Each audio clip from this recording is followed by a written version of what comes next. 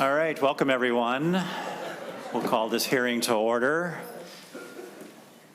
Welcome to the Minnesota Senate Transportation Committee hearing of Wednesday, April 15th, 2026.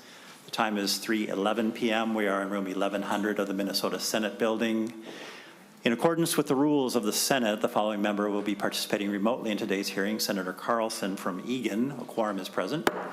Members, we have one bill before us, which is the Omnibus Transportation Finance Provisions, probably some policy items in there too. Senate File 3988. I first need to ask Council something.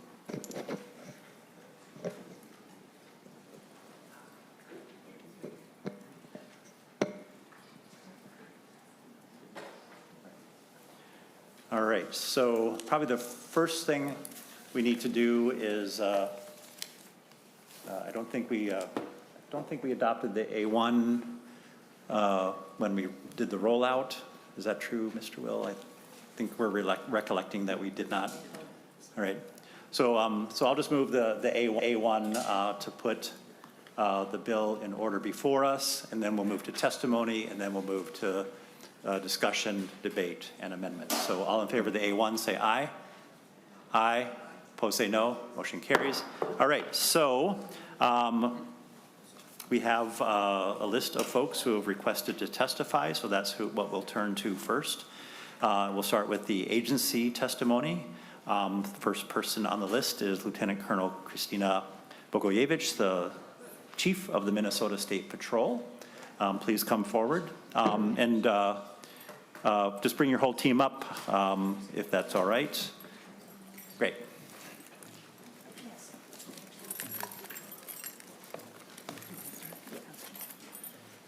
Welcome. Chair Dibble, if I may, can I start? Yes, absolutely. Ms. O'Hearn, please kick us off. Thank you, Mr. Chair. Members of the committee, for the record, my name is Cassandra O'Hearn. I'm the Deputy Commissioner for the Minnesota Department of Public Safety.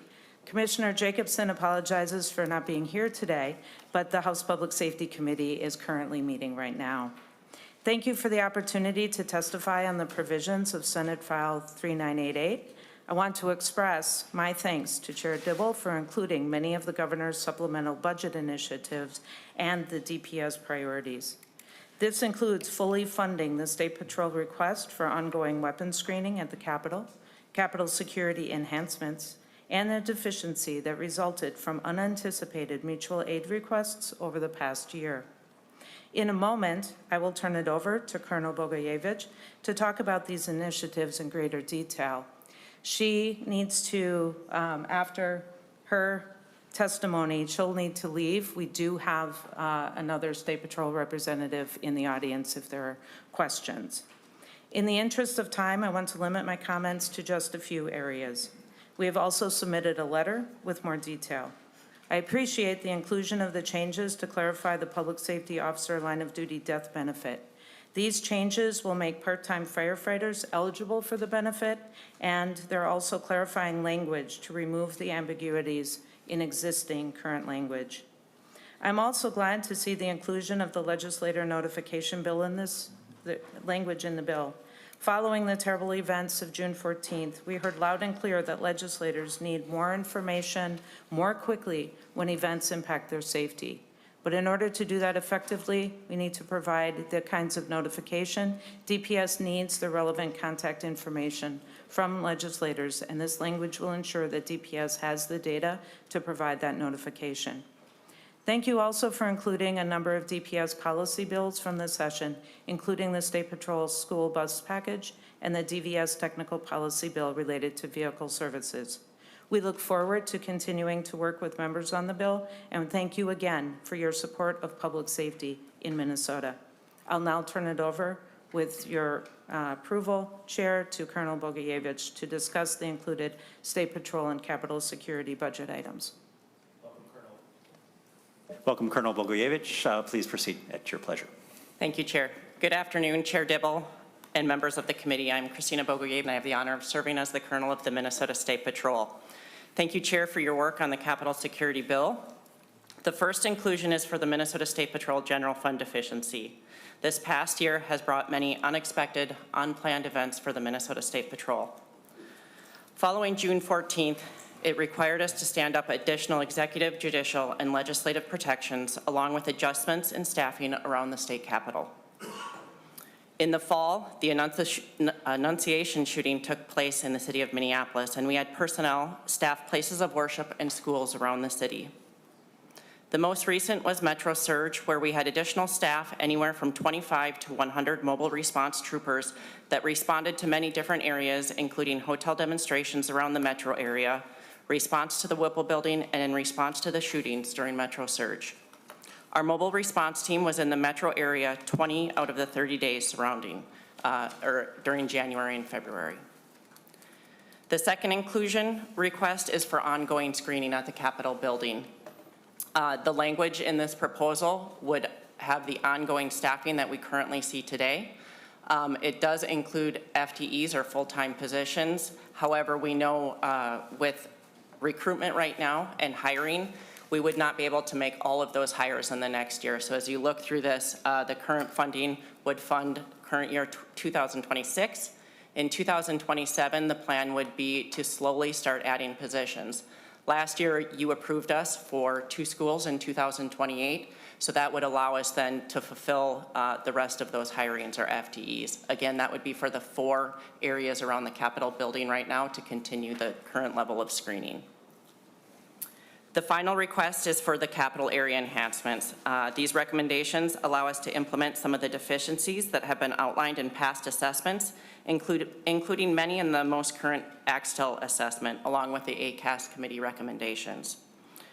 We've also spent time touring and researching best practices around the nation that would provide security for the entire Capitol area.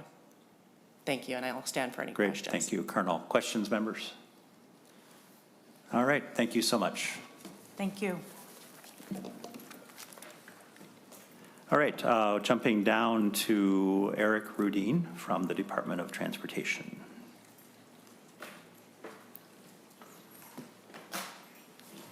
Welcome, Mr. Rudin. Thank you, Mr. Chair. Eric Rudin, MnDOT Government Affairs, and I want to start with apologies from Commissioner Daubenberger, who is not in St. Paul today and so is unable to be here, but really wants to join me in thanking you for all of your work this session on several transportation issues, including this omnibus bill. I know you have the letter in your packet, so I won't go in detail through the entire letter, but just want to express our appreciation for including provisions on updating bridge inspection language, authorizing public-private partnerships for truck parking, a transfer for the Air Transportation Services account, updating laws related to rail crossing bells and the Minnesota Rail Service Improvement Program, as well as the Active Transportation Program, and then several cleanups in statute to help us increase efficiencies. I do want to point out that the governor's budget recommendation did include an extension of a $3 million appropriation for the implementation of a statewide and regional travel demand modeling tool that we need to develop, that we have been working on, but it has been a little bit slower to get going than originally anticipated. If we don't get the extension, some of that funding would cancel back to the Trunk Highway Fund. There is an A4 amendment that's been posted on the giving us the ability to use trunk highway funds for local utility relocations that have remaining service life. So I would encourage you to support that, which came out of the cost participation policy. I know Senator Zinsky had a bill on that, and we appreciate that. Finally, just a couple of concerns, and I do want to express appreciation and in anticipation, because many of these concerns are being addressed through amendments that have been posted, so we're hopeful that those are adopted. But the identification of specific corridors for intercity passenger rail, we haven't seen the corridor ID and development NOFO or notice of funding opportunity posted yet, and so you know, it's always important to maintain flexibility so that we can be responsive to those NOFOs. I know that the A21 amendment does address some of the other recommendations that were included in our letter. So thank you very much, Mr. Chair, for doing that. And then the A15 amendment addresses some of the concerns that were highlighted on the resilient pavement program. So they're assuming that goes on, we would still have a remaining concern about the 50-year design life. We've suggested instead specifying adding 10 additional years of design life. And then not mentioned in the letter, but we do have this existing long-term pavement performance program. And so if you would be willing to consider, we could just sort of put that program into statute rather than creating a new program. So those are our comments, Mr. Chair. Again, thank you for your work on this bill. We look forward to continuing to work with you as it moves forward. Thank you. Questions, members? Senator Johnson-Stewart. Thank you, Mr. Chair. Thank you, Mr. Rudin. I texted you and some MnDOT staff, and I'm not sure if you still have if you have the answer yet, but if the resilient pavement program is passed today, will the long-term pavement performance program be stopped? I know you have that programmed out to 2031, and I'm curious if you have an answer to my question about that. Mr. Rudin. Mr. Chair, Senator Johnson-Stewart, we haven't had a whole lot of conversation about that yet. I think the projects that are already programmed likely would continue. Whether the program would continue beyond that, I think depends on whether there was funding provided for this new program in statute. If the program just kind of goes into statute without funding, then I guess we would sort of have the option of transferring to the new program or continuing the long-term pavement performance program. So I don't know that we have a real solid answer yet, but I think it's probably fair to say we wouldn't want to have both programs in operation at the same time. I think that would just kind of be confusing and not a good use of resources. Senator Johnson-Stewart. Thank you, Mr. Chair and Mr. Rudin. I would push back a little because I think the two programs do two different things, but I mean, hopefully I'll be here for the next 4 years. We'll see. I do have another follow-up. I don't even know if this is appropriate to ask, but I did ask for costs related to the long-term pavement performance program, and in fiscal year 30 and 31, the information I got said it was $72 million. You may not be able to answer this, but do you know if that's incremental costs or if those are total costs related to all of the projects? There were 6 projects that are slated to be included in that program. It seemed to me that was total cost, but I wonder if you even know the answer to that. Thank you. Mr. Rudin. Mr. Chair, I do not. We do have Kurt Turgeon here from our Office of Materials if you want to take time now to bring him up. Otherwise, we can certainly follow up with Senator Johnson-Stewart. Great. Okay. I think they're going to sidebar on this question. So, all right. Thanks. Thank you, all right. Mr. Chair. Anything further, members, for Mr. Rudin or Department of Transportation? All right. Thank you. All right. I have Dory Leland from the Department of Management and Budget, MMB.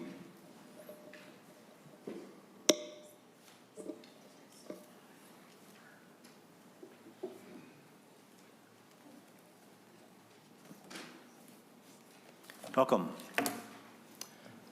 Good afternoon. Chair Dibble, members of the committee, my name is, thank you for the opportunity to testify this afternoon. My name is Dory Leland. I'm the Enterprise Director for Workforce Development at Minnesota Management and Budget. MMB is offering 3 points of feedback on the provisions of this bill that have to do with the OLA study on law enforcement compensation. First, the existence of this study has had an unintended negative impact to the rest of our classification system. Minnesota Statute 43A requires MMB to compare the skill and complexity of job classifications across the executive branch. They're all interrelated and interconnected. And by emphasizing and increasing pay for a small group of employees under alternative criteria, the balance within the remainder of the classification system has gotten out of whack, in particular for job classifications that are dominated by women. In 2019, there were only 2 female-dominated classifications that were paid substantially less than male-dominated classifications, and today there are 47. 47 classifications, predominantly of women, who are making substantially less on average than men in similarly complex roles. Second, the existence of the study creates the impression of a staffing issue that does not align with the data that MMB has. Trooper academies have classes that have been growing over the last several years. Turnover remains well below our enterprise average. Our most recent data shows that they are the 138th most difficult to hardest to fill job classification. Our data do not show a need for special considerations to recruit and retain within this group. Third, the study itself, under the proposal that you're looking at today, there's an elimination of the portion of the study that looks at benefits. And any nominal value that the study may have is erased if we take away benefits as part of the total compensation conversation. Our law enforcement contracts include a benefit that no other local jurisdiction offers. Specifically, we continue to pay the employer's portion of insurance for 10 years after retirement. Under an estimated cost of insurance, that is a benefit with a value of about $450,000. And so looking just at salary without a total picture of all of the benefits that are available to law enforcement really reduces the value of that study. In closing, I would note that the ultimate future of this OLA study does not need to get decided today. Under existing language, it's not anticipated to sunset until 2030, and so there's an opportunity to revisit this issue at a later time. Great. Questions, members? All right. Thank you so much. Appreciate your testimony. All right. I will ask for Michael Wojcik from Bike MN to come on. He is joining us remotely.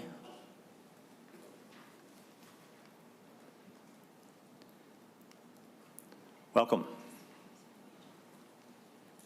Thank you, Mr. Chair. Honorable Chair, members, thank you for the opportunity to be in front of you. I am here on behalf of our organization partners and members and would like to speak in favor of SF 3988A, which we believe this bill is going to make Minnesotans safer and healthier. We support almost all of the provisions. Mr. Wojcik, please introduce yourself just for the record. Thanks. Details, thank you. Thank you, Mr. Chair. Michael Wojcik, Executive Director of Bicycle Alliance of Minnesota. All right, thank you. And swing back to it. We do want to raise some concerns about the portion dealing with helmet usage. We do support helmet usage through education access, not through mandates. But if there must be a helmet provision, we want to make sure that it's done in a equitable way that's going to have the desired outcomes of, in fact, making our youth safer. The biggest concerns we have about the current approach is that the legislation does allow for pretextual law enforcement stops on the basis of perceived age and helmet usage, and we believe fundamentally that a child should not be subject to a law enforcement interaction for failing to wear a helmet on a bicycle. We do know from analyzing jaywalking legislation that there do tend to be some disproportionate outcomes in terms of law enforcement interactions on the basis of location and race. We also are concerned that the legislation could potentially allow for fines, legal consequences, or adverse law enforcement interactions with youth who may not have access to a helmet. A couple of the small points that we think are easy to fix is we would recommend, because the top end speed of an e-bike is no different than the top end speed of a traditional bicycle, and we would encourage any contemplation of helmets to be applied to both devices equally. We think that treating e-bikes differently than traditional bicycles gets in the way of specifically trying to limit the power of those vehicles to mimic bicycles. While the legislation does specify some issues around helmets, there is actually nothing in there to ensure that helmets are properly fitted, or in the case of higher powered Class 3 e-bikes, making sure that the speed ratings from the federal standards are appropriate. There are no financial resources within the bill to purchase helmets for those who may not have the means to do so. I just purchased a helmet for my daughter that cost me $120, and that's not insignificant for some family. And we would point that parents such as myself absolutely have the ability to require youth to wear helmets. Ultimately, our team at the Bicycle Alliance of Minnesota remains committed to working with all parties to meaningfully improve the safety of people who bike, walk, and roll. We look forward to continuing to work with you, and thank you for your excellent work on this bill. Thank you, Mr. Wojcik. Questions, members? All right, thank you so much. All right, I'll call up Barbara Thoman from All Aboard Minnesota.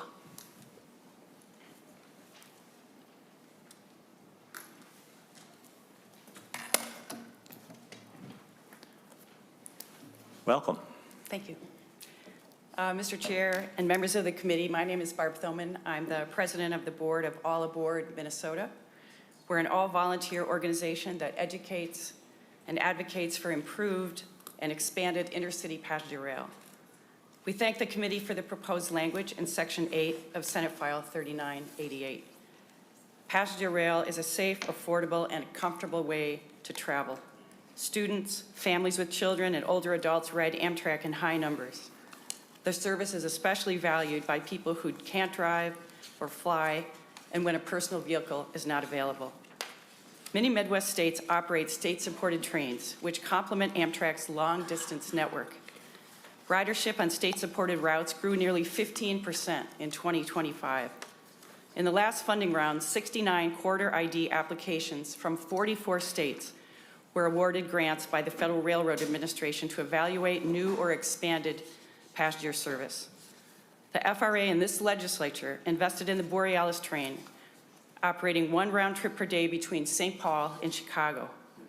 In its first 2 years of operations, ridership was well above projections, and the train is often sold out. Last year, 14,000 riders gone on and off the Borealis and Red Wing. In Winona, it was 13,000 riders. The Borealis provides greater access for residents and brings in new visitors and businesses. Improved passenger rail is also good for freight rail. Starting this year, nearly $40 million will be invested in switches, new track, and signals in La Crescent and Winona, Minnesota, benefiting shippers and rail passengers.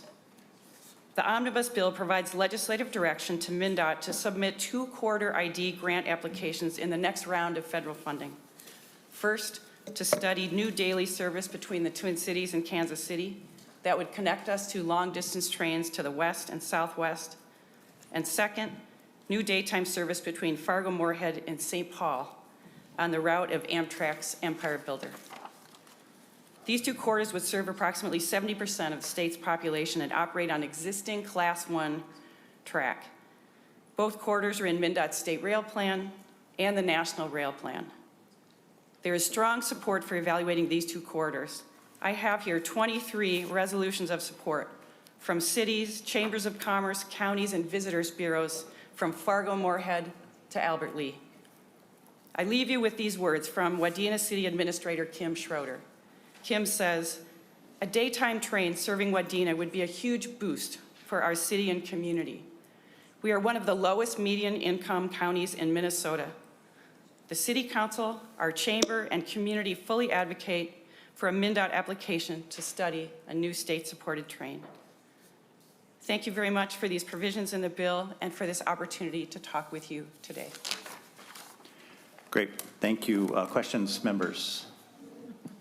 We do have a list of all the communities that have submitted endorsements, support, and resolutions and the like, and a couple of representative samples in our packets, but unbeknownst to Ms. Ethier, maybe we can actually upload all of them at the website so people can review those, and there's just be a permanent record of those at the committee website. We didn't want to copy all the paper. Yes, Mr. Chair. Even though we do support our forest products industry. All right, questions, members? All right, thank you, Ms. Thelman. All right, I'll call on Ian Rigg from Albert Lea, who's joining us remotely. Good afternoon, Honorable Chair and members. Thank you for having me today. I must apologize for not being able to change my header on the Zoom here, but my profile in the Zoom. But my name is Ian Rigg, and I am the city manager of Albert Lea, Minnesota. And a little bit about Albert Lea. It is a rural center with a little over 18,000 population.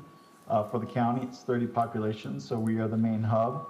We are nestled within I-90 and I-35. And for this community in the past, we've been very reliant on individual vehicle ownership as a means of transportation, which does create certain limitations for transportation.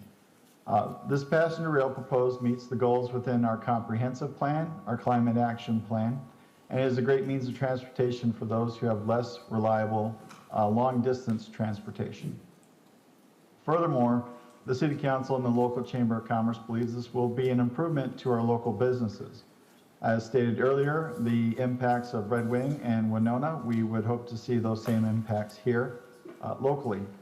So we would love to work within the community on attracting more tourism within these stops, provide new economic opportunities for those who live here as it relates to employment, or provide new opportunities for those employed elsewhere that may wish to live here. And with that, I thank you for your time and would be happy to answer any questions. Thank you, Mr. Rigg. Questions, members?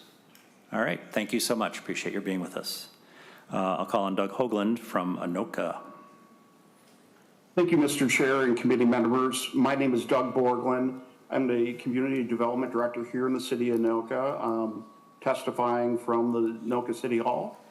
And the city of Anoka has a long history of rail rooted in its past, going back to start of industrial uses here in Anoka. And we've always had a passion for rail, and the Anoka City Council, as well as our Chamber of Commerce and the business associations, believe that a passenger rail and possible stop in this area in the Northwest Metro could certainly be an enhancement to business as well as residents in the area, and strengthening possibly our tourism as well. Further, post North Star commuter rail, the city of Anoka is positioned with infrastructure, including a 300-stall parking ramp that the city owns adjacent to the rail that can certainly serve the needs of a future corridor or expansion of the Borealis from Fargo or St. Paul to Fargo. So with that said, for those reasons, the city of Anoka supports new passenger rail between the Twin Cities and Fargo-Moorhead. Thank you. Thank you, Mr. Hoagland. Questions, members? I'll just mention parenthetically, I've ridden the Borealis, and I will attest to the fact that it is hard to get a ticket on the Borealis because it is very, very popular. I was unsuccessful in getting a ticket to Chicago, so I had to hop on the Empire Builder to get to Chicago, but we got a ride back on the Borealis. As you might anticipate, the Empire Builder was very late because that's a long haul, and so there's anything that can happen between here and the West Coast, and it did. So it's much less reliable service, but the Borealis is very reliable and very timely. And it was a great trip, and it's very, very time competitive with any other way to get back and forth to Chicago, even flying, because there's all of the getting to the airport, getting on the airplane, getting off the airplane, getting your bags, all of that. So by the time you add up all the time or compare it with driving, it's fun, it's relaxing, scenic, and time competitive and very, very cost competitive. So it's a success story. All right, with that, I will move on to Abby Brydick from the Asphalt Pavement Association.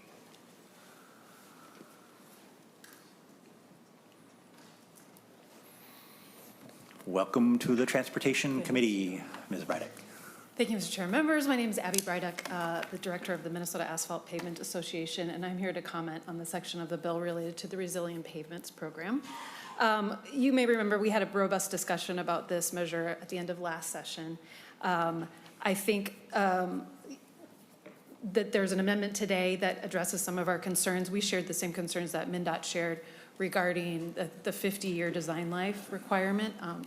This is definitely in the weeds, and I'm sorry I have to tell you about this, but MnDOT only doesn't design asphalt projects at 50 years. So in order for them to do that, there would have to be a change in that structure. If that's not changed, that means that asphalt designs can't compete in the way the program is currently written. A lot of people, when they think of long-term fixes, think of concrete, but asphalt absolutely has some applications that are long-term. You may not be aware that we had the most perpetual pavement awards in the country a few years ago, and that is an asphalt road section that has lasted over 35 years. So it certainly can be done. So the amendment addresses, I think, that ratio, which I won't even go into that because that's no longer an issue. We do appreciate the objectives of the long-term pavement preservation supplement that MnDOT also recommended, and One reason we like that, we have seen the list of projects. They're a mix of fixes, so we feel like it allows both pavements to compete. One concern we would have with having both programs is that's a lot of money to obligate to projects that aren't considering our carbon goals, which is a Minnesota state goal, net zero by 2050, same for the asphalt industry. And so there are high carbon ways to do long-term payments, and there are low carbon ways to do long-term payments. And all of those, I think, should be considered. And I think the resilient pavements is a little more limiting in that capacity. So if there are ways we could consider that, as well as the 50-year design. We like the idea of adding 10 years of life to the road as well. So thank you for your time. Thank you, Ms. Brydick. Questions, members? All right, thank you so much. I'm guessing this is not the last word on this matter. This is the perennial issue. Pete Hosmer from A+ Driving School.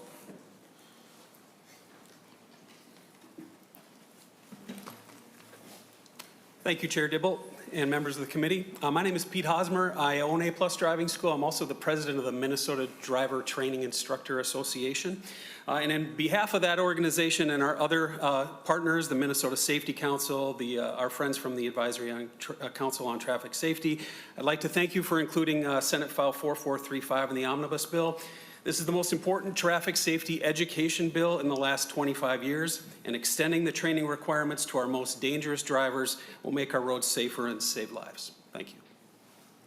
Or you get the prize for the most succinct testimony. Questions, members? Come on, draw it out a little longer here. All right, appreciate your time and your testimony. Would anyone else like to step forward and testify on Senate File 3988?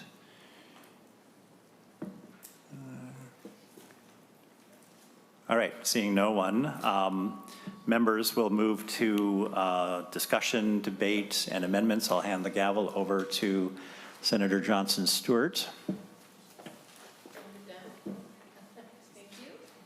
It's my new thing, sitting at this spot instead of going out there, copycatting some of my colleagues who do that. So I ask if there's any amendments yes, or discussion or debate. or discussion, members. So I would like to start off, if we could, members. I have a quasi-technical, I think there might be some substantive elements to the A21. Is that what we're starting with? Is that right? All right, and council will help us understand what's in the A21. I believe it's in your packets. Yep, everybody should have the A21. And so I'll have Mr. Watson go through this? Yes. Okay, Mr. Watson to the A21. Thank you, Oh, Madam. wait. Some members have not found it yet. So it might be, members, it might be out of order. We're looking for the A21.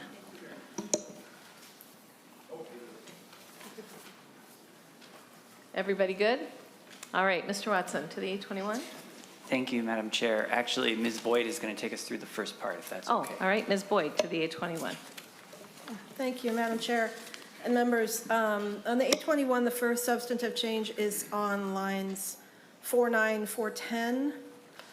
This is a change to the fiscal year 27 appropriation for passenger rail from the general fund. It's a reduction for 1 year only in fiscal year 27 of $250,000. But then going down to lines 423 and 424, the appropriation that's already in the DE for passenger rail activities that was previously from the rail service improvement account is being changed to the general fund. So that $250,000 is just moving from the regular biennial appropriation down to that specific section. So those are existing resources. Okay. And then skipping around a little, sorry, line 420, 4.20 and 4.21, 4.22 relates to the appropriation for the new motorized bicycle safety coordinator at DPS. And this would fill in a blank appropriation and set the base. And I believe Senator Dibble has an oral amendment that I can offer or walk through if you need to. Yeah. Thank you. I believe we're changing the number on line 4.20 to 119. To Madam Chair and Senator Dibble, yes, 119,000 on 4.20 from So 191. can I interrupt? So not the 191 we see, but the 119? Madam Chair, yes, this would be an Okay. oral amendment to the 821. So Got on line it. 420, cross out 191,000 and insert 119,000. And then correspondingly on line 421, delete 189,000 and insert 121,000. Can I ask Senator Dibble? So then when we vote on the A21, we vote on the A21 with your oral amendment? Is that how we do it? I think that, yeah, I think that'll Okay. do the trick. Yeah, I don't think we need to, yeah, I'll just, when I renew my motion, I'll make mention of these oral changes. Okay. Thanks. Ms. Boyd, you can keep going, sorry. Madam Chair, I believe I went through all my pieces. I'm going to pass it to Mr. Watson. Mr. Watson? Thank you, Madam Chair.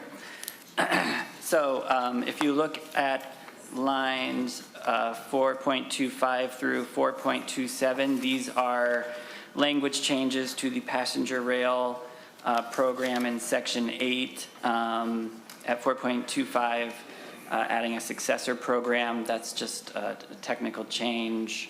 4.26, removing the language extension of, to leave it open as to whether it's an extension or a different line.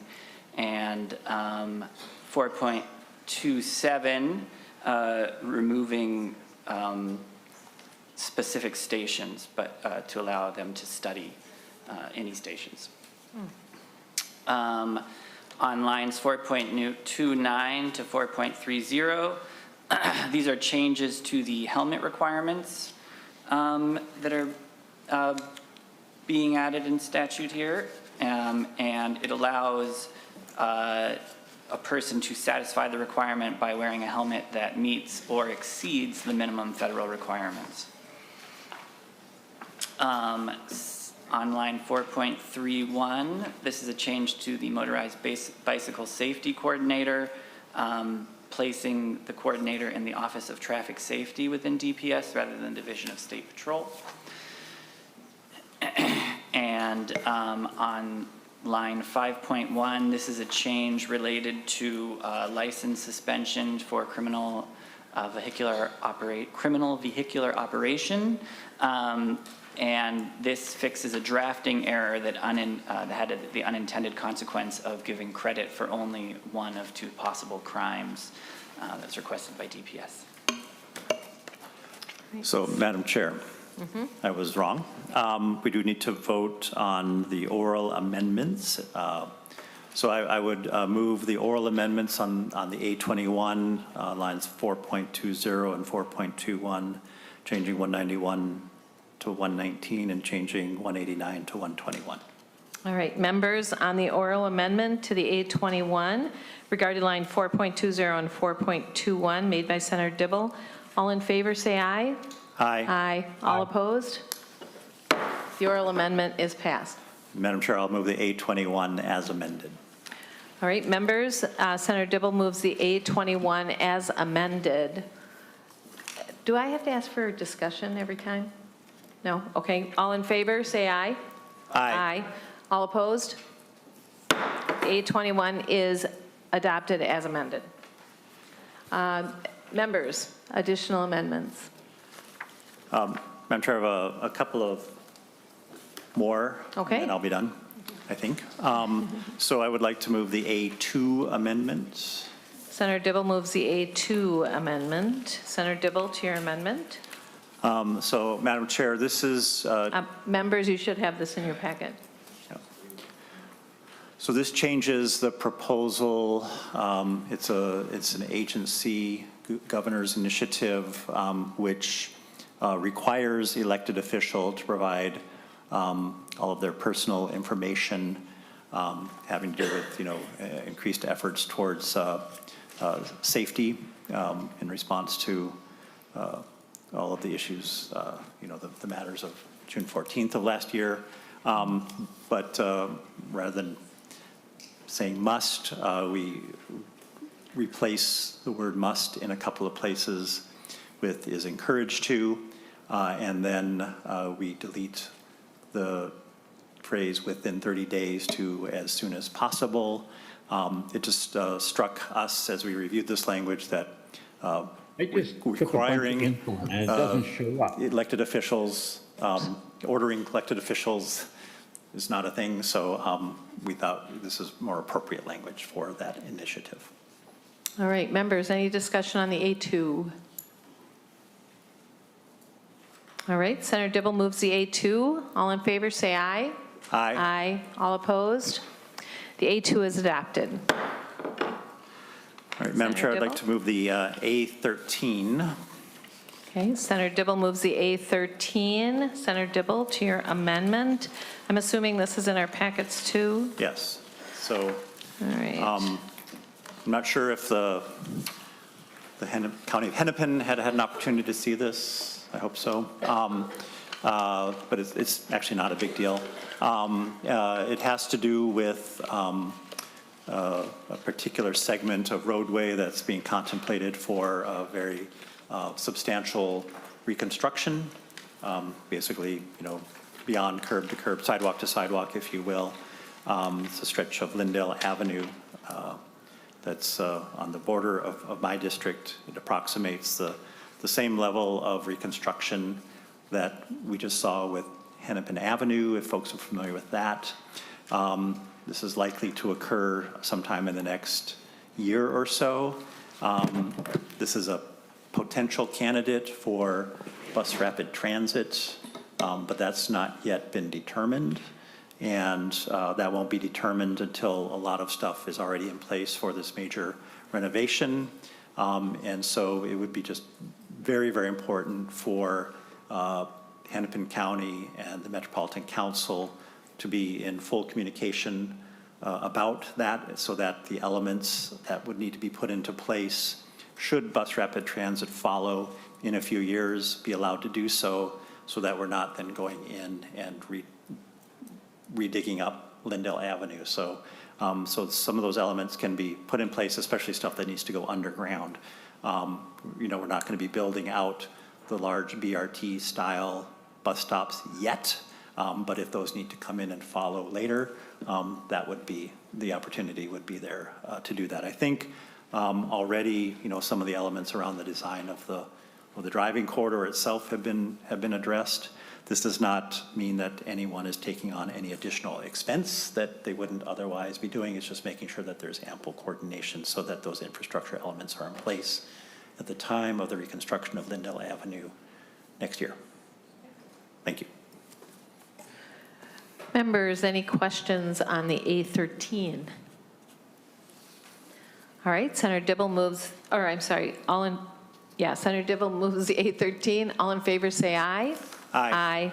All opposed? The A13 is adopted. All right. That's all for me, Madam Chair. Okay, do you want to take the gavel back? No. Okay.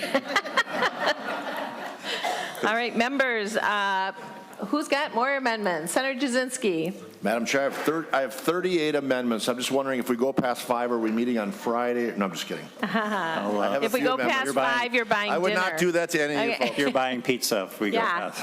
No, I said dinner, not pizza. All right. I would not do that. Thank you, Madam Chair. I'd like to offer the A3 amendment. All right, Senator Jasinski offers the A3. Senator Jasinski, to your amendment. Thank you, Madam Chair. The A3 is a simple but important fix that brings fairness and clarity to how Minnesota treats defective license plates for the trucking industry. Minnesota trucking fleets have seen license plate failures for over the past few years, occurring long before their life of 5 years. When those fleets seek a resolution, some deputy registers waive these fees and others don't. So businesses are facing inconsistent treatment depending on where they go. This was a Senate File 4718. It clarifies in the statute that defective, damaged, lost, or stolen plates are eligible for the replacement at no cost. And importantly, it ensures the deputy registers are reimbursed so they're not bearing the burden either. So with that, I'd ask for your support. I believe it's a friendly amendment, and I'd stand for questions. Members, questions on the A3. Senator Dibble. Thank you, Madam Chair. I would accept the A3 as friendly, but I just wanted to invite Mr. Hausladen to the table to help us understand this issue a little better, because it is a subject of a bill that was introduced but that we didn't hear, so I just want us to understand what's happening here. All right, introduce yourself and then offer us any valuable insight you might have. Thank you, Madam Chair. I do have a picture, because the picture tells 1,000 words to pass out to the team here of license plates. So again, Madam Chair, members, John Houselauden, Minnesota Trucking Association, thank you for considering this. I will say it's late entry into the conversation is only because we've been working hard with Department of Public Safety to try and get this right, and every time we work on it, we have a few little things we need to fix. But as Senator Jasinski said, Minnesota truck plates, fleets are experiencing tractor and trailer prorated license plate failures due to corrosion and film delamination. Plates can become illegible, stickers detach, and some plates have fallen off due to premature metal wear. Since vehicle license plates are required to operate on the nation's roadways, fleets are obligated to promptly replace missing or defective plates once a failure has been identified. Tractors and trailers are taken out of service until new plates are affixed, and the process to replace a plate is significant, requiring shop time, paperwork generation. You got to then generate the payment. You travel to the deputy registrar to actually get the plate, and if you're rural, that may be 50, 75 miles or more. Then you drive back, then you attach the plate. So the associated fees to replace a plate are roughly $30. That's depending on where you do it, but there's an additional estimated $95 of indirect labor costs for all those things we said. So that's really $125 of real costs and frustration experienced by the fleet due to their own fault. Not their own fault. That would be the wrong bill, Madam Chair. It's not their fault, and that's what the bill is trying to address. So under this bill, deputy registrars would be reimbursed under the no-fee transaction fund, and as I mentioned, we work with DVS to work on this particular language. So statutory authority to waive the fees associated with defective, damaged, or lost IRP plates is somewhat ambiguous. Some deputy registrars are replacing them at no cost and others are charging fees. So we're working with this bill to simply clarify that defective, damaged, lost, or stolen IRP plates and trailer plates are eligible for a no-fee transaction, and that the deputy registrars will be kept whole when conducting such a transaction. Thank you, Mr. Houselauden. Members, any questions? I have one. What is going on here? Like, are they made different than passenger vehicle plates? Like, I've never seen this before. So I was acting as if I were the chair, but you're the chair, so you can call him Mr. Houselauden. Oh, Mr. Houselauden, what is going on here? Madam Chair, plates today are really a process of a metal and a film being applied to them. And I think what makes trucks a bit unique is that we just more miles, more wear. We traverse a lot of different environments, and just the product as itself is just not lasting as long. I do that. We have folks from the Department of Public Safety here if they want to comment on that. But what I can say specifically is you have examples here of plates that were issued in July of 2021, and these are different plates, ironically, same year of issuance, and then they failed 4 years later in September. So that's what we're trying to address. And so this amendment helps us with that, Madam Chair. There may be a small piece of this that we still have to talk as it goes through the process, Madam Chair, Senator Dibble, on how trailers are included if that language is perfect, but we've been working hard to DVS to try and get it right. All right, members, any other questions on the A3? Senator Dibble. Thanks. I don't necessarily need Mr. Zhang to come forward. I just need him to nod vigorously if this is a reasonable He's got a thumbs up. language that is working from the agency's perspective. I see a vigorous nod. Thank you. All right. Madam Chair? Senator Jasinski. Actually, just one clarification, and I guess this is my own fault. I thought this was for all license plates, and I just found out earlier before the meeting this applies to trucking only.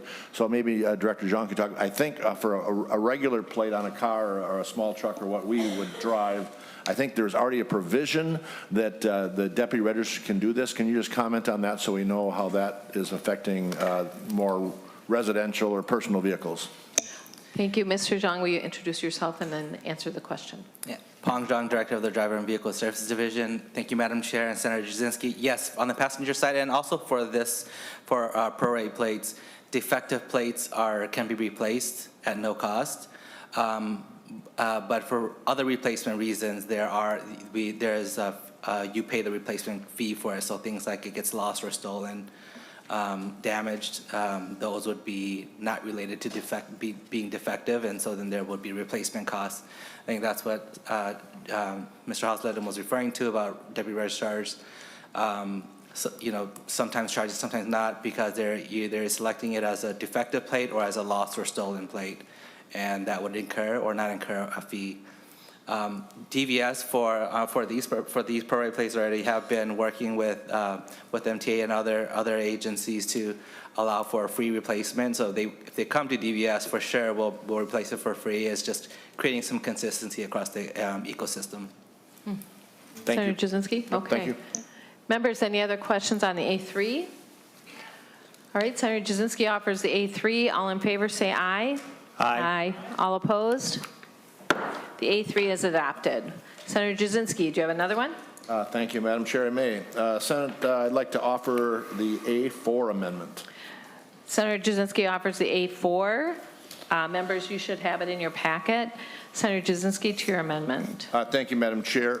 This was a product of the cost participation update that allows for trunk highway funds to be used to pay for local utility replacements due to highway projects. So this was a long study that a lot of city, county engineers, department, MnDOT officials, all kinds of met for over a year to talk about this cost participation, probably actually longer than a year.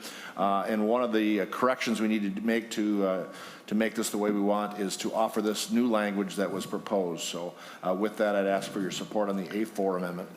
All right, members, any questions on the A4? Senator Dibble. Thank you, Madam Chair. Yes, I view the A4 as friendly. I'll also mention, though, then I mentioned to Senator Jasinski, I think this, we have the standalone as well, which I think we'll take from the table, or whatever the expression is, it's not on the table, but we'll take up and send up as a standalone just to dual track this idea. It's important. I do need to mention parenthetically, highway purpose is in the eye of the beholder. This might be a creative use of highway purpose. I haven't mentioned that yet, but it has been raised, it has been brought to my attention that, this might be an expansion of how we talk about highway purpose. I'm not going to bring a highway purpose expansion amendment to this bill, but I want to continue that conversation, Senator Jasinski. So, but I do support the A4 as friendly. All right, members, any other questions about the A4? Madam Chair, just one more comment. Senator Jasinski. Just again, I want to thank MnDOT and all the people involved in this cost participation policy study, all their work over the time. I think this will be a game changer for a lot of our communities that will not absorb all their funds. That actually the ability to pay provision in this cost participation policy, as I discussed earlier this year, is really a game changer here. So again, thanks for all the work, MnDOT and everybody else that was included in this. I know that many agencies are approve this bill and are excited about this bill going through League of Minnesota Cities, Coalition of Greater Minnesota Cities. There's just a ton of people that really do appreciate it. So again, thank you, Senator Dibble, for including this bill and the amendment to being offered. So thank you, and I look for your support. All right, members, Senator Jasinski offers the A4. All in favor, say aye. Aye. Aye. All opposed? The A4 is adopted. Senator Jasinski. Do you have more? I'll yield to Senator Nelson. I don't want to keep going. I got to trade it off a little bit here and there. All right, Senator Nelson. Thank you, Madam Chair. I have the A5 amendment. Senator Nelson offers the A5. Members, this is also in your packet. Senator Nelson, to your amendment. Thank you, Madam Chair and members. This amendment is to allow Armed Forces veterans special plates. This would allow Minnesota members, Minnesota veterans, to also have, like many other states, to choose a specialty plate for the branch of service that they served in. Those who stepped up, put on the uniform, were willing to give the last full measure of devotion for us. Many times they want to have a specialty plate for that branch of service that they were so part of. It was such an important part to them, their lives, and to us. And so many states have already done this. This amendment would allow these specialty branch plates in Minnesota. All right, members, any discussion? Thank you, Madam Chair. It's probably not a secret that I'm not crazy about specialty plates. I've always, however, seen the military-related and the veterans plates somewhat differently. I think Senator Nelson went back and checked with all of the guardians, if you will, of the veterans and the military plates. I assume everything is kosher and copacetic on that front. Madam Senator Nelson. Senator Dibble, Chair Dibble, I have had resolution after resolution of support, and no one has been opposed. Oh, great. Excellent. All Thanks. right, Senator Dibble. All right. I would accept the A5 as friendly. All right.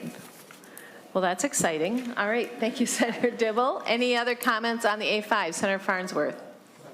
Oh, no. Okay, but you're next for amendments then. All right, Senator Nelson. Oh, wait, Senator Herr. Question to Senator Nelson. I had to look at that a little bit, but I'm just wondering if the veteran of the SGU will be included in that provision. Senator Nelson. Thank you, Madam Chair. I can ask staff to read section 197.447. That is how a veteran is defined in this bill. Ms. Boyd, could you do us the favor of reading, what is the section? 197.447. Oh, Mr. who? Oh, I'm sorry, Mr. Watson. Could you read that for us? Sorry about that. Thank you, Madam Chair. Sure, this is a little long. 197.447 is veteran defined. The word veteran as used in Minnesota statutes, except in sections 136F.28, 196.21, and 243.251, means a citizen of the United States or a resident alien who has been separated under honorable conditions from any branch of the armed forces of the United States after having served on active duty for 181 consecutive days, or by reason of disability incurred while serving on active duty, or who has met the minimum active duty requirement as defined by Code of Federal Regulations, Title 38, Sections 3.12a, or who has active military service certified under Section 401, Public Law 95202. The active military service must be certified by the United States Secretary of Defense as active military service, and a discharge under honorable conditions must be issued by the Secretary. Senator Herr. I do like the bill, but I wonder if we can include the language somewhere. I need help, good counsel, to include the SGU veterans or the definition of that. I think it's in our law already that there are veterans. Yeah. So Senator Herr, staff has just handed me the amendment that reads on line 1.23. Is that what you wanted me to read this? Okay. So in section 10, subdivision 1, section B, it reads that the applicant must have a certified copy of the applicant's discharge papers indicating character of discharge at the time of application. If an applicant served in active military service in a branch of the armed forces of a nation or society allied with the United States in conducting a foreign war and is unable to obtain a record of that service and discharge status, the Commissioner of Veterans Affairs may certify the applicant as qualified for the veterans plates provided under this section. So it seems to me, and I'm open to somebody correcting me, that that does allow for the SGU veterans to get a plate. Senator Dibble? Thank you, Madam Chair. Yeah, so I was going to point out the same language I was asking Mr. Watson about that. That actually creates a little bit of a drafting issue that we can fix, because it puts paragraph A somewhat in conflict with paragraph B, because both need to be true, and 197.447 is not inclusive as Senator Nelson had intended by the inclusion of paragraph B, so we need to do a little fix-up to make sure that Senator Nelson's intention, including SGU type veterans, are included. So I don't know if we can fix that on the fly, or if we should. Would you like, Mr. Chair? Senator Nelson? All right, yeah, maybe Senator Nelson, we can set A5 aside. Yes. Mr. Watson can figure out that fix so that Senator Herr's issue is addressed. Thank you, Great. Mr. Chair, Ms. Chair. I will set my A5 amendment aside. We'll come back to it All right. after we get the amendment to the amendment. Thank you so much. All right, so we're going to suspend the A5. Senator Farnsworth, you have an amendment? Thank you, Madam Chair. And since Senator Dibble seems amenable to license plate bills today, I would like to move the A17 amendment. Senator Farnsworth moves the A17. Senator Farnsworth, to your amendment? Thank you, Madam Chair. And this is another military one. This would allow the issuance of license plates to somebody that has earned the Distinguished Flying Cross special license plate. And this came to me from a constituent who told me about another constituent who had received the Distinguished Flying Cross. That constituent was a little bit too humble to ask for this. But as I did research on this constituent, I just want to read what he did to earn his Distinguished Flying Cross because I thought it was pretty amazing. So on December 28th, 1970, Specialist 4 Bill Hanigman's helicopter came under enemy fire and his pilot, Lieutenant Richard Waite, was injured by an RPG blast.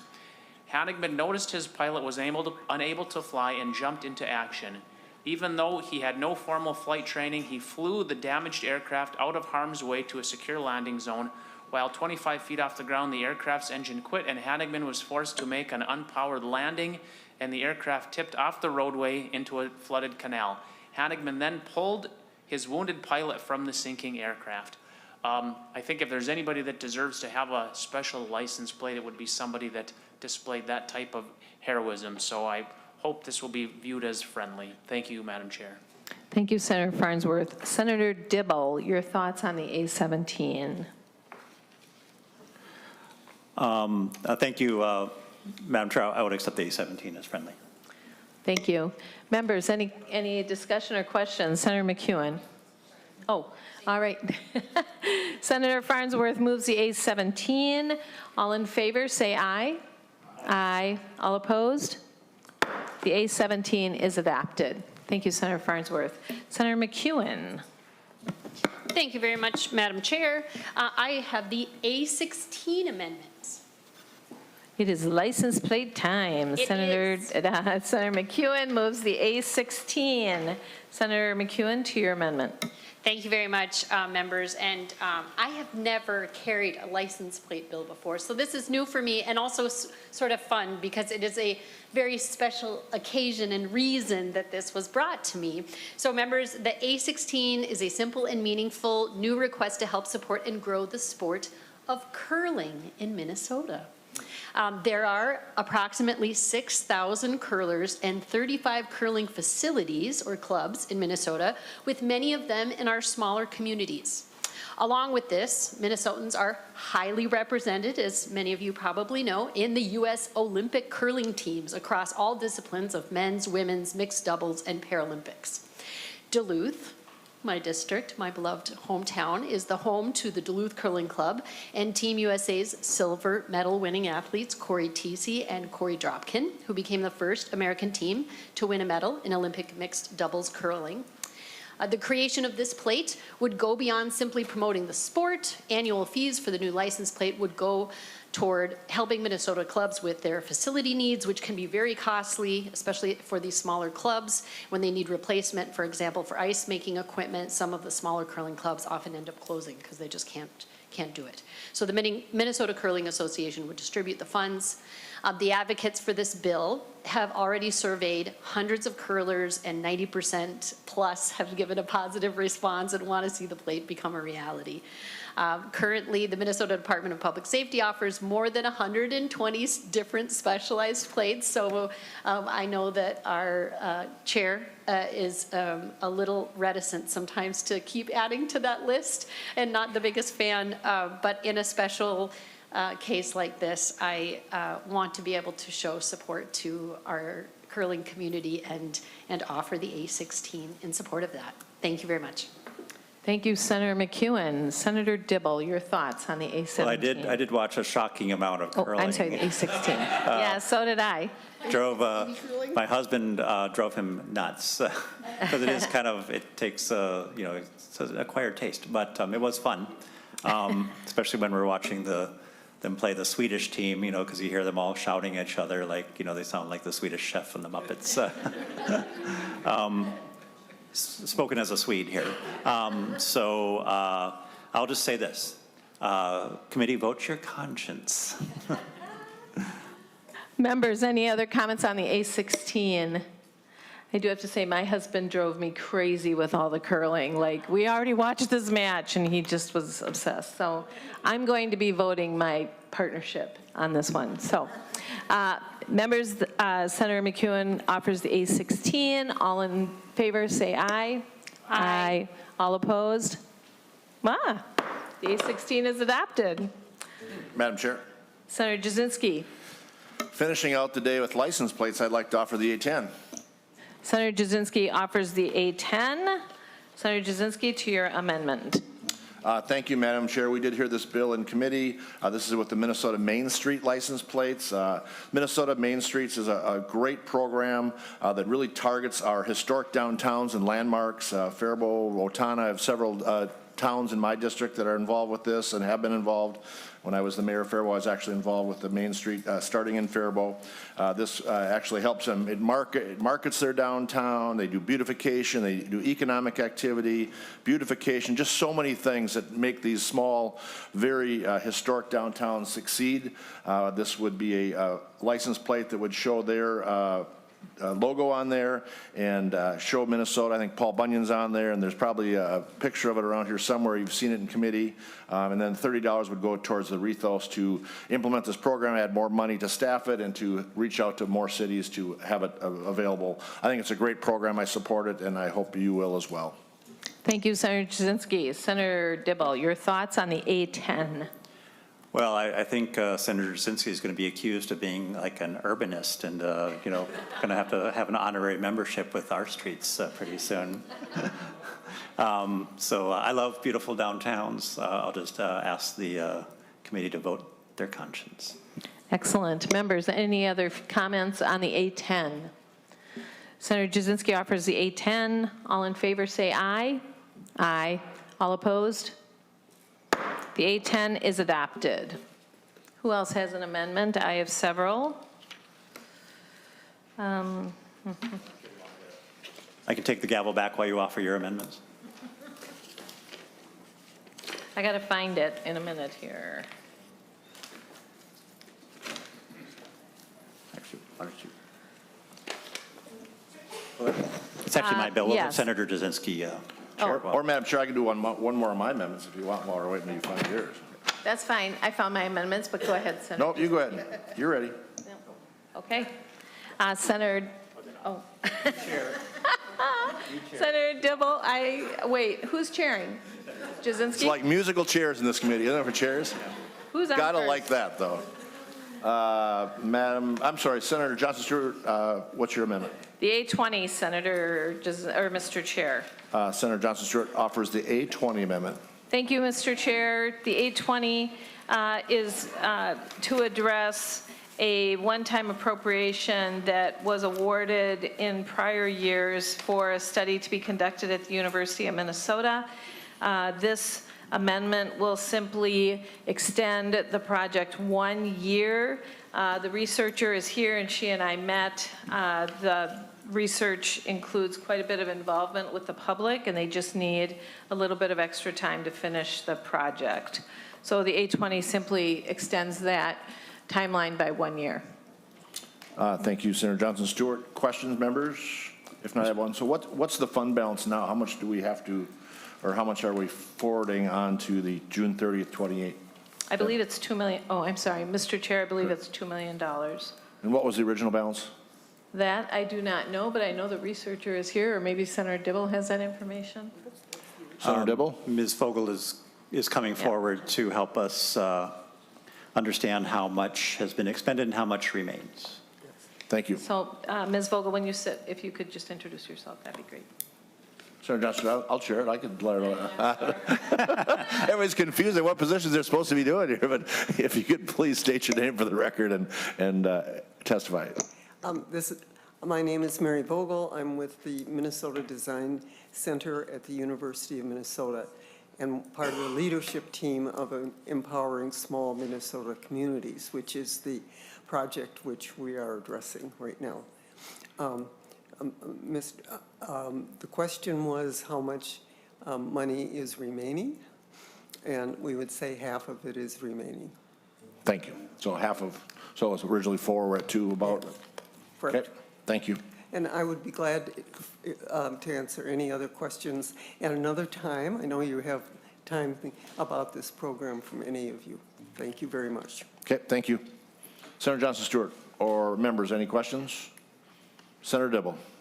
Thank you, Mr. Chair. I would accept the A20 as friendly, and I'll just say that this is a fantastic initiative. It engages people in small communities around, projects that are of their initiative and inspiration and choosing, and it's done a lot of good work and continues to do so. At some point, perhaps we can take a look at making it a more permanent initiative of this committee. Thank you. Thank you, Senator Dibble. Members, anything else? If not, all those in favor of the A20 say aye. Aye. Those opposed? Motion carries. The A20 is adopted. Senator Jasinski, since you have Senator Johnson Stewart. Since you have the gavel, can I just do my next 2 amendments, and then we'll switch up? All right, okay I have with the A15. Senator Johnson Stewart offers the A15 amendment. Senator Johnson Stewart, to your amendment. Thank you, members. The A15 relates to the resilient pavement program that one of our testifiers spoke to. This was a program that was included or was talked about in the last year's session, and based on feedback from some of the stakeholders, I would like to offer this amendment, which reduces this cost-benefit factor from 2 to 1, relating to the cost-benefit of increasing a pavement's design to meet the 50-year design, and then it also eliminates line 26 of our bill to address some of the stakeholder concerns as well. Thank you. Senator Dibble, to the amendment. Thank you. Appreciate the work that Senator Johnson Stewart has been doing to try to find some agreements. I accept the A15 as friendly. Thank you. Members, any questions on the amendment? If not, we'll vote. All those in favor of the A15 amendment, say aye. Aye. Those opposed, motion carries. The A15 amendment is adopted. Senator Johnson Stewart. Thank you, Mr. Chair. I have the A14, but I don't have a copy of it. All right. One will be distributed. Senator Johnson Stewart, to the A14 amendment.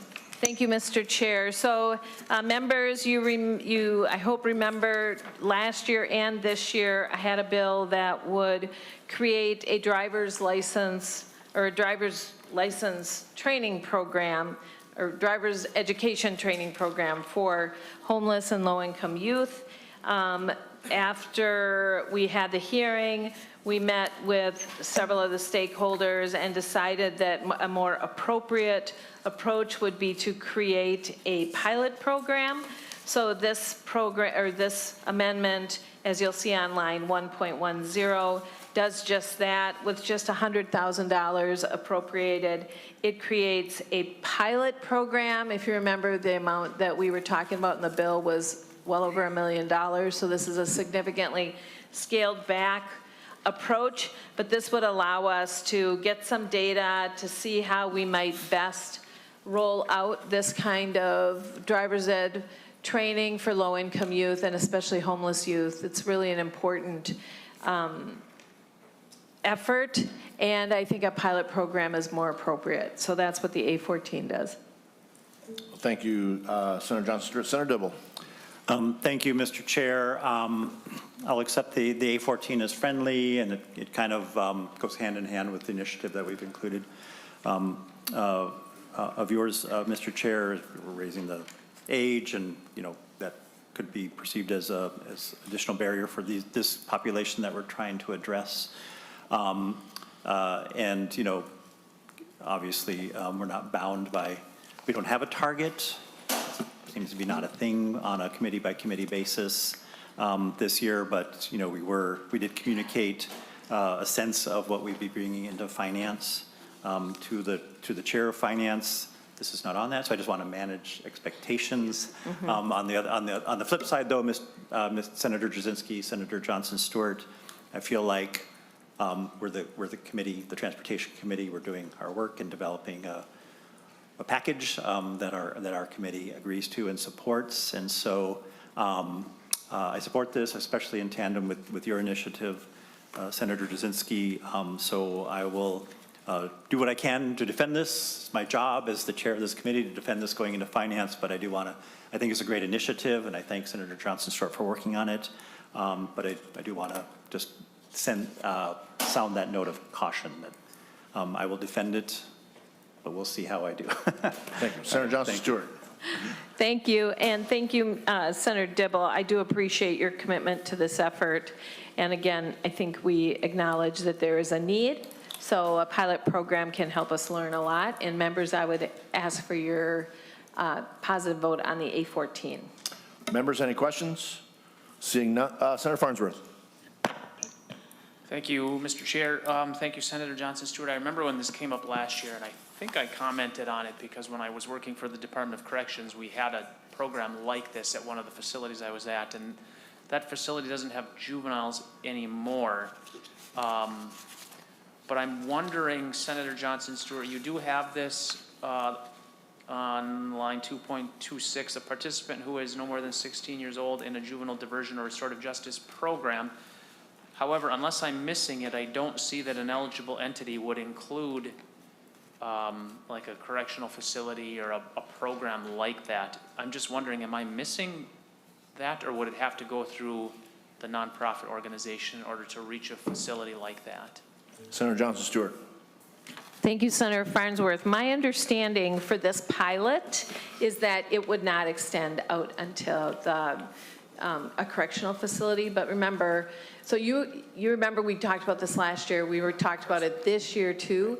So our intent is to scope it down significantly, and then based on what we learn, to expand it into a bigger arena. So I believe you are correct. I'm looking at Danny. This doesn't apply. Yeah, he's affirmed that. So you are correct. Senator Farnsworth. Anything? Okay. Member, any other questions on the A14? Seeing none, all those in favor of the A14 say aye. Aye. Aye. Those opposed? Motion carries, and the A14 amendment is adopted. Senator Nelson, I believe they have the language correction to go back to your amendment. Thank you, Mr. Chair. So members, I would like to reoffer the A5 amendment. Senator Nelson offers the A5 amendment. Well, Mr. Chair, it has a new number. Oh, okay. So it is Senator not Nelson the has a A5 new is amendment. amended. It is the, oh, excuse me, I see what we have here. Okay, so first I'm going to offer the A5 amendment, and then I will amend it with the new language. Okay, so Senator, A5. Senator Nelson offers the A5. And we've already spoken about this. These are the specialty plates for our Questions? veterans. And Senator Nelson, go ahead. I'd like to amend the A5 with the A23 to address Senator Herr's question. Senator Nelson amends the A5 with the A23 amendment. Senator Nelson to the A23 amendment to the amendment. Thank you, Mr. Chair. This simply references current existing law when it comes to veterans' plates and qualifications. So that is the A23. Thank you, Senator Nelson. Senator Herr, any questions on that? Thank you, Senator Nelson, for including the amendment, and also council for, taking time to explain and give an inclusive language. Thank you. Thank you. So Senator Nelson offers the A23 amendment to the A5 amendment. All those in favor of the A23 amendment to the amendment, signify by saying aye. Aye. Those opposed, motion carries. To the underlying A5 amendment, members or Senator Dibble, any questions? I support the A5 as amended. Thank you, Senator Dibble. Members, all those in favor of the A5 as amended, signify by saying aye. Aye. Those opposed, motion carries. Mr. Chair? The A5 amendment is adopted. Mr. Chair, I just want to thank the staff for being so ready to listen and adapt with an amendment. So thank you very much. Thank you, Senator Nelson. Who wants the gavel now? We can auction it and make a little money here for transportation. Yeah. Anybody?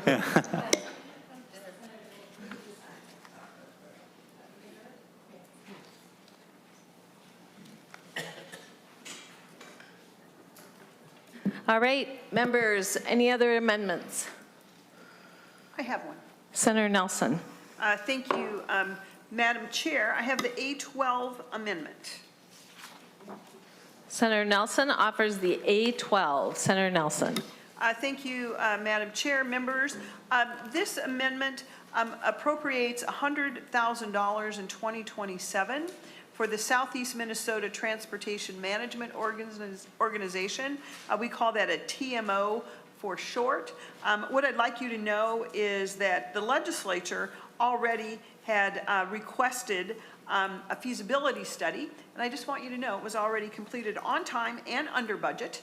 And the highlight is that if we are able to, as we work with the 11-county region, Southeast Minnesota, that'd be Dodge, Fillmore, Freeborn, Goodhue, Houston, Mower, Olmsted, Rice, Steele, Wabasha, and Winona counties, all very interested in this, have been working on this. The study showed that simply increasing the ridership, which is very doable, will bring significant economic returns.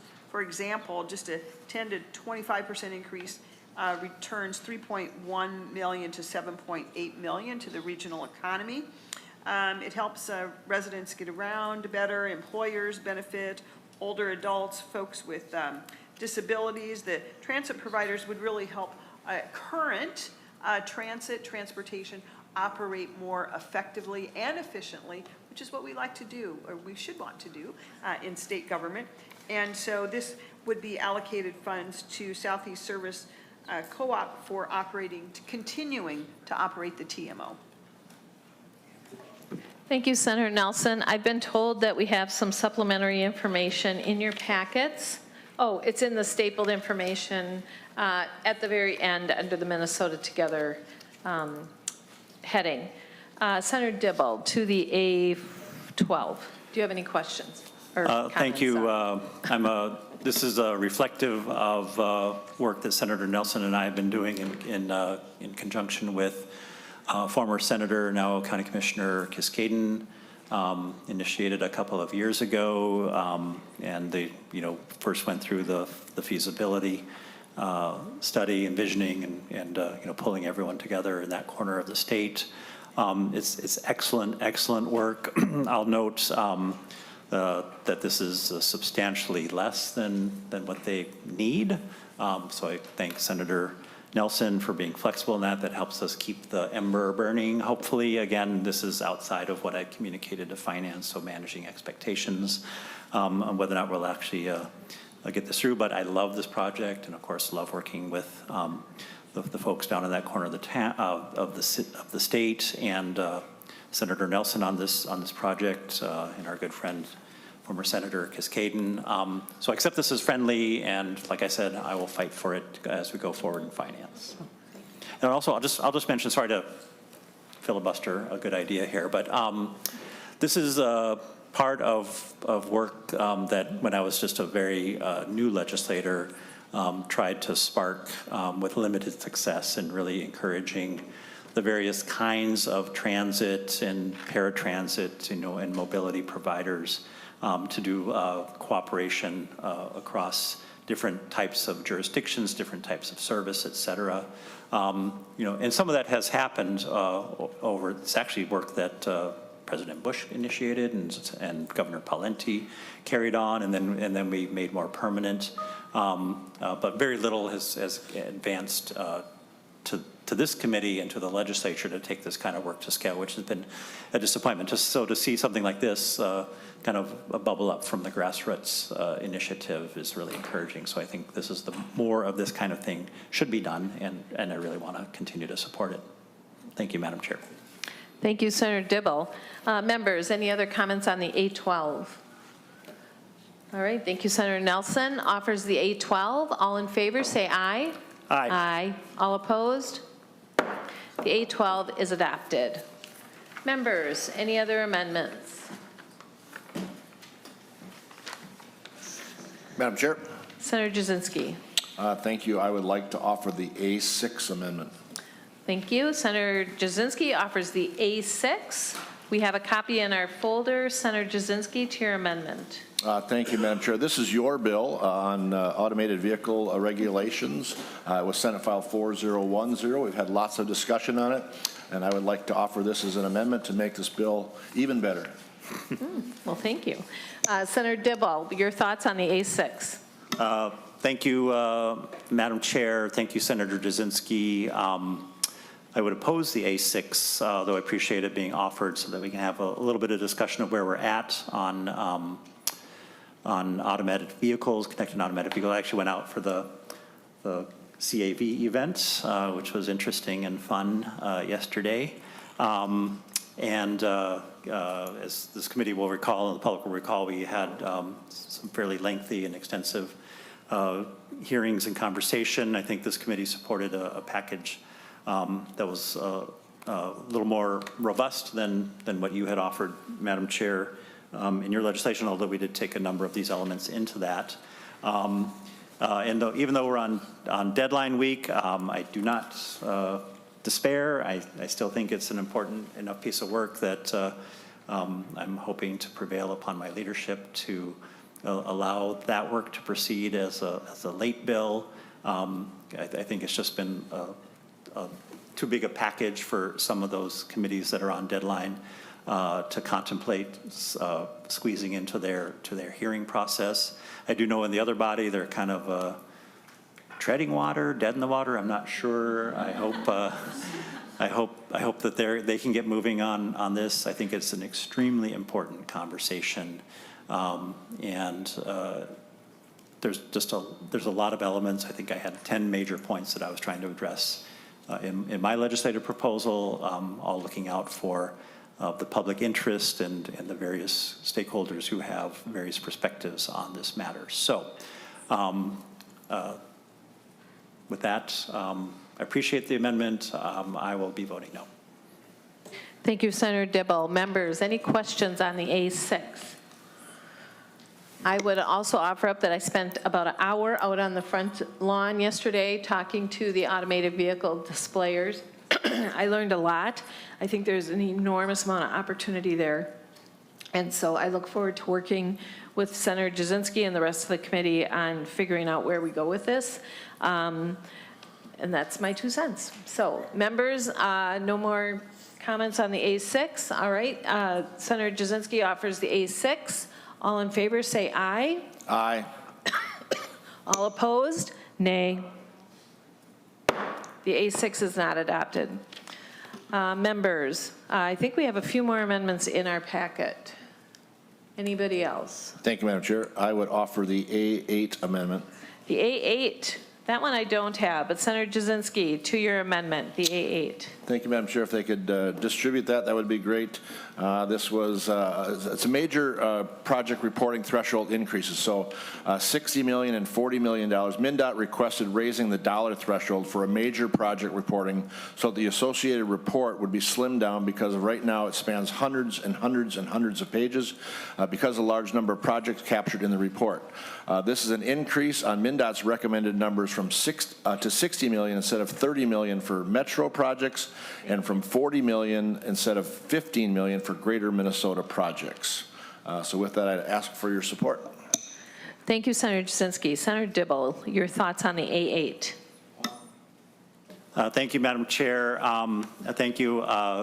So we did leave this request of the agency out of the bill because we had some questions about its implications. The agency hasn't had the opportunity yet to come to my office to really explain what they're trying to accomplish with that. I'll note that this moves it even higher than what the agency had been seeking. And so I continue to have some concerns about some of the unseen, unintended consequences of raising what we consider to be the size of a metropolitan highway. I would oppose the A8 at this time. Thank you, Senator. Madam Chair, invite MnDOT and Senator Jasinski to come into my office to explain more in greater detail what exactly they are trying to accomplish, and let me ask the questions that I have about what I see as the unintended consequences. All right, Senator Jasinski. Thank you, Madam Chair. Anybody from MnDOT want to comment to give us a brief update on your thoughts on it or not? I do see someone coming forward. I believe Ms. Witt is on her way.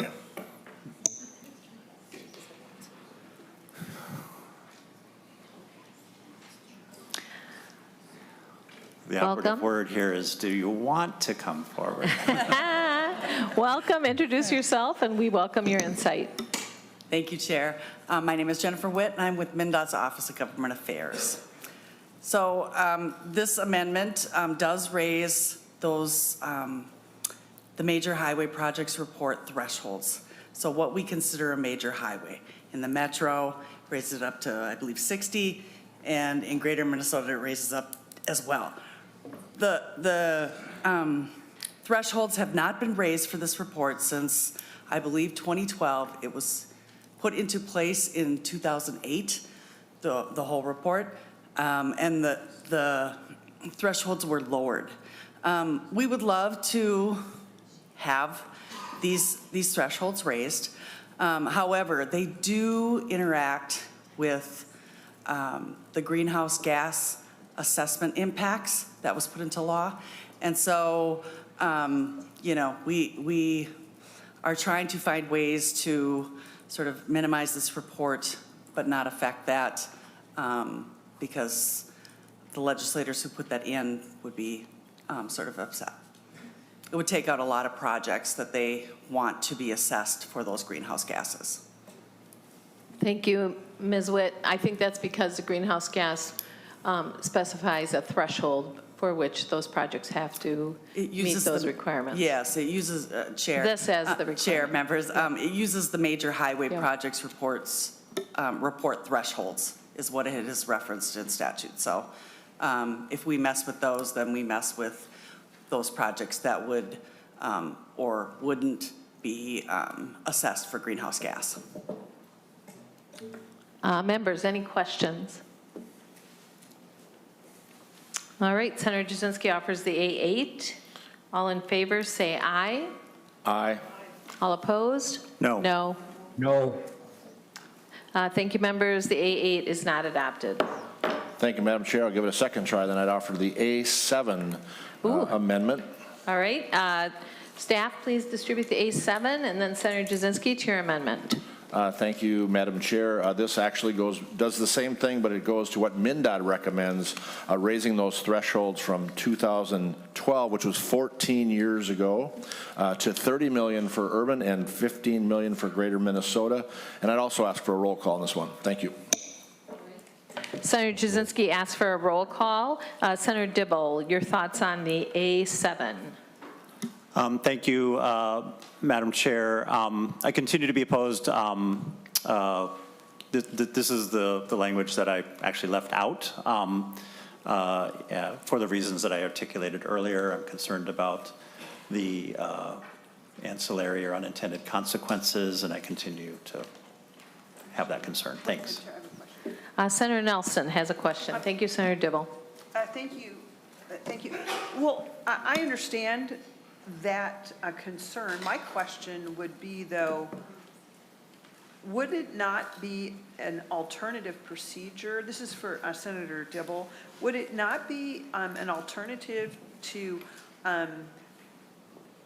accept the amounts that MnDOT is suggesting, and Senator Jasinski, for these reports, but then amend the greenhouse gas regulations or the greenhouse gas legislation to also either not reflect this or reflect this? I'm just curious why, and maybe this isn't something we can talk about later if it's not, but my question would be why, if this is something that's supported, why not accept it and then amend the greenhouse gas assessments to reflect that?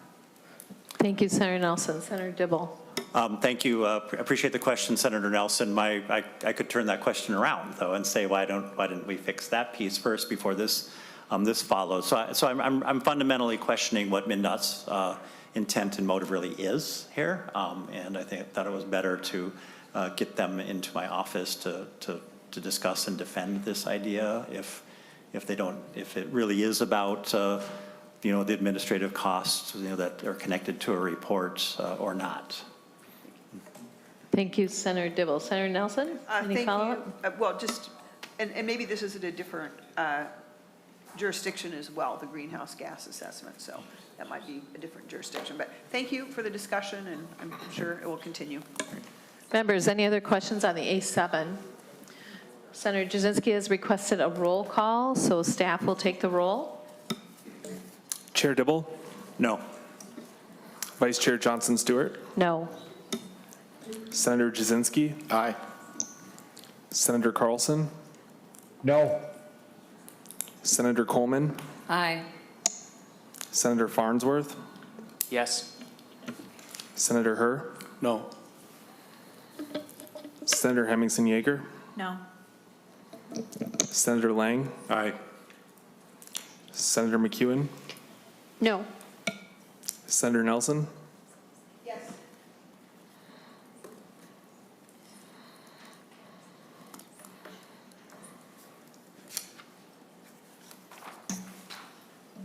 On the A7, there are 5 ayes and 6 noes. The amendment is not adopted.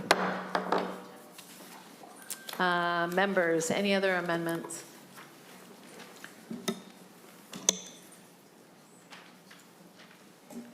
Chair Dibble, or Senator Dibble, can I hand the gavel back to you, or do you want me to keep going? Why don't we keep going and Okay. we'll wrap her up, bring her home. All right. Okay, is there any other discussion then on the bill before us? Senator Jasinski. Thank you, Madam Chair and members, and thank you, Senator Dibble and Senator Johnson Stewart and all members for doing this. So we've got a lot of hearings this year. We appreciate the input that we can have. We've got some good bills in here. I'd like to make it a little bit better, but we'll continue to work on that. But I really appreciate you hearing our bills, having a civil discussion about them, talking pros and cons, having the input from all the stakeholders on all the bills, and look forward to continuing to make this bill better and pass it on. So thank you. Thank you, Senator Jasinski. Members, any other comments or discussion on Senate File 3988? Senator, as amended? Well, I think Senator Dibble probably has something. Do you have anything? If no one else does.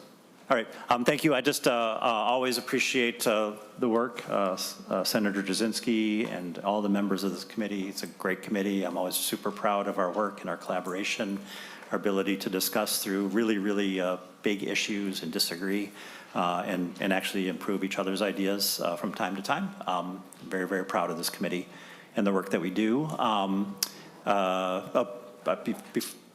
Just to preview, we're going to take a couple of bills after we conclude the work on this bill and send them up as standalones to finance. So don't run away as soon as we wrap the vote on this bill. Just wanted to foreshadow that. Senator Jasinski, as always, my commitment is to you to continue to talk and work and take in ideas and see what we can figure out between each other to make our ideas in this bill better. And of course, you serve on finance, right? So you'll see you again in not too long on this particular bill.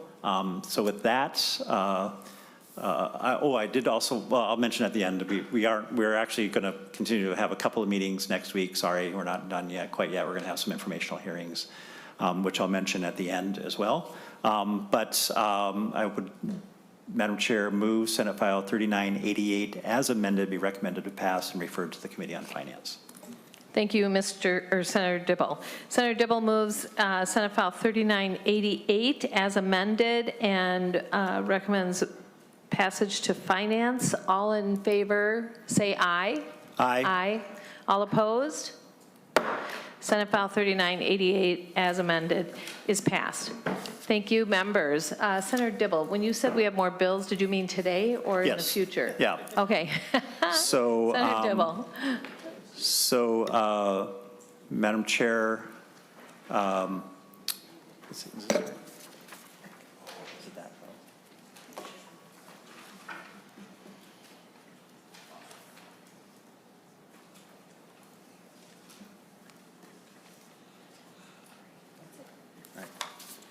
So, Madam Chair, I would move Senate File 285, Senator Jasinski, or Senator Jasinski, you want to move it? Senate File 285, cost participation, utility payment, is that right?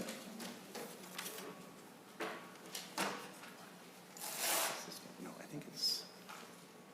Senator Dibble, to interrupt, did you say 285? Oh, sorry. It's not, that's the larger cost participation. I'm sorry, Senate File 4051. Senator Jasinski, would you like to move Senate File 4051 be recommended pass and referred to the Committee on Finance? This is the utility, paying for the utility piece, so piece that's in the bill, in the omnibus bill, but we want to give it, you know, dual give it life in two spots. Do we want to go to the floor with that? To finance. To finance? And was it amended? I don't believe it was, or was it? As amended. Okay. Mr. Chair, I would move Senate File 4051 as amended be approved and referred to finance.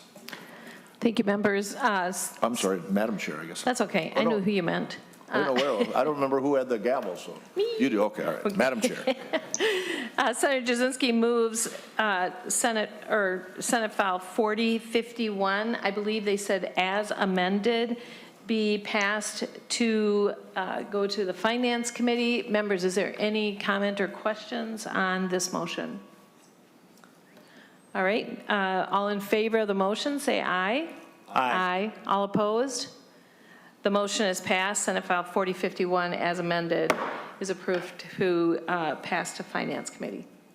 Senator Dibble, is there any other event or activities you want us to pursue? Madam Chair, I would like to move Senate File 4073, that's Senator Hoffman's bill that would name Highway 610. No, 610. Yeah, 610 for Speaker Emerita Melissa Hortman. We're going to send that to Finance. That particular renaming is a little more complicated because it wouldn't just be like a one or two sign designation. It would implicate all the signs along that stretch. So it may be, there's just a lot of expense and a lot of logistics to think about. And so we're moving that along to help have the Finance Committee help us think about how to go about doing so. So I would move Senate File 4073 be recommended pass and referred to the Committee on Finance. Senator Dibble moves that Senate File 4073 be approved and passed to the Finance Committee. Any comments or questions from members? All right, all in favor of the motion, please say aye. Aye. Aye. All opposed? The motion is approved. Senate File 4073 is passed on to the Finance Committee for consideration. Senator Dibble, do you have anything else? Sure. So I was going to announce that on Monday, for those of you who want to attend, we're going to hear a number of bills, including some of mine that have to do with the general subject of finance and transportation policy reform and some others. And so as relates to equity, opportunity, access, design, et cetera. So that'll be on Monday. And then Wednesday, we'll have what we call our traditional show and tell. So all the folks who have earmarks and special projects and what did Senator Newman call them? Constituent requests. Constituent requests, yeah, community initiated project. Yeah, community and constituent requests. So we'll hear those next Wednesday. As we consider putting together the bonding committee, a lot of those, if we're going to do those sorts of specified projects, those will show up in the bonding bill. All right, you can adjourn. Excellent. Any, Senator Nelson? Just one question regarding the constituent requests. Are you already taking those out of where they've been sent, like the bonding committee, or do we need to make a request that they come here? Senator Dibble. An excellent question. I think for the purpose, we will hear, even if we're hearing a bill that is in the bonding committee, we'll hear it. We'll hear the discussion of it here. So start letting your mayors and city council members and county commissioners and chambers of commerce and anyone and everyone who wants to be down here with us. Or of course we're happy to join people by Zoom. Wednesday? Wednesday, a week from today. Yep. Yeah. Great. Madam Chair. Senator Jasinski. So that's bills that have already been introduced for those projects. It's not just opening up to new projects. So I just want to verify that it's bills that have been put in, that have been submitted, that have gotten their first reading. Those are the bills, not just every road bill. Okay. Yeah. Yes, that is confirmed. Only bills that have been already vetted through the rigorous process. Senator Dibble, do you have anything else? Members, any other announcements for the good of the committee? All right, then we are adjourned.